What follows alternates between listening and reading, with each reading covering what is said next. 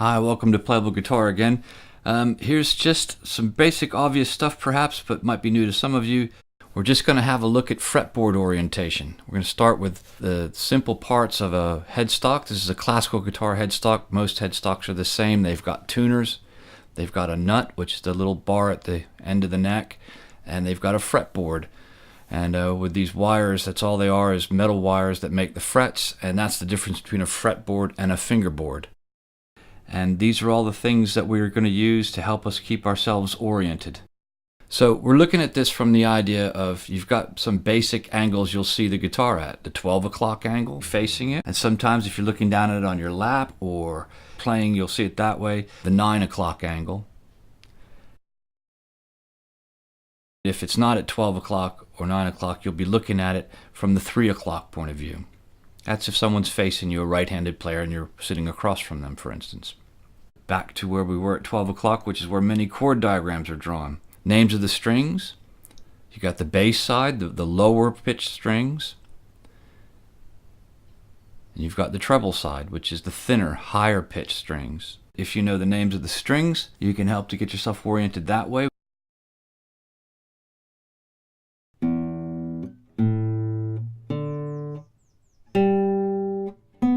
You can hear it goes from low to high. If you're not sure about that, go back to the website and look at the Theory from the Ground Floor page and get some more information about pitch and direction. 88 Dynamite, that's a popular way these days of memorizing it. There's lots of them. You could make up your own, and they can go either direction as well.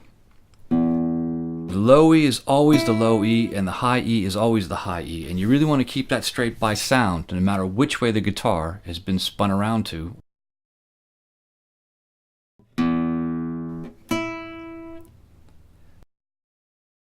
So these are still going to be the same pitch.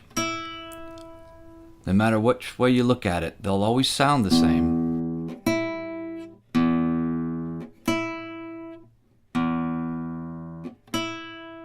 So fat one's always low, the thin one's always high. Doesn't matter which way you look at it, the sound won't change.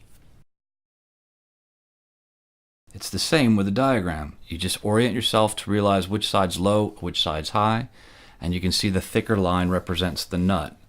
So, and a lot of information on a diagram to get through, but it's pretty simple stuff. You can look at this and see that it's an E chord. The open circles mean open strings, which just means a string that's played but doesn't have a finger on it. The black dots are showing you where you put your fingers, regardless of which orientation you're looking at, and the numbers are telling you which finger you use, and we'll get to that in a minute.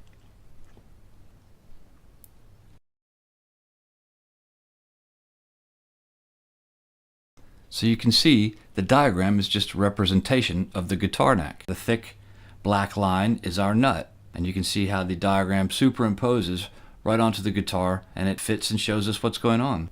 Again, you can see these at the 9 o'clock point of view, because sometimes they're written horizontally like that rather than vertically like this. You don't usually see diagrams written this way. Would be a left-handed point of view, and pretty much the standard is all right-handed diagrams, whether you play lefty or not. Whichever way your headstock is, the low and the high string, however you've strung your guitar, is the key. Now what happens is some people, we all do, get a bit confused if we get used to one format and then we have to change to another, like from a vertical to a horizontal. Well, for anything like me, the information sort of sifts through the spongy parts of your brain until eventually you figure out where you were meant to be. Now, you want to make this concrete. You want to get used to the idea of thinking in pitch and getting your orientation straight so that the diagram matches up to your mind's eye vision of the guitar neck. Looking at it from every point of view that you can. I know a left-handed guy that says he uses this method where he sort of imagines the guitar not just turned around to the 3 o'clock point of view, but as if he's looking at it through the back. I found that rather interesting. But it's a good thing to do, to be able to always keep your orientation, even if you are looking through the back of the guitar in that sort of way, that sort of imagined way. It's all about keeping your place and knowing where you are. And this one's a nice easy one. If you have the guitar standing up in front of you in your playing position, you lay it down on your lap, you roll it towards you, and again what you're going to get is a 9 o'clock point of view of a diagram. And you can see how a chord diagram represents the guitar when you're looking at it from that perspective. So it's just like the guitar is on your lap, and so's the piece of paper. It's all the same thing, just looking at it from as many dizzying ways as you can so that you get used to it, that's all.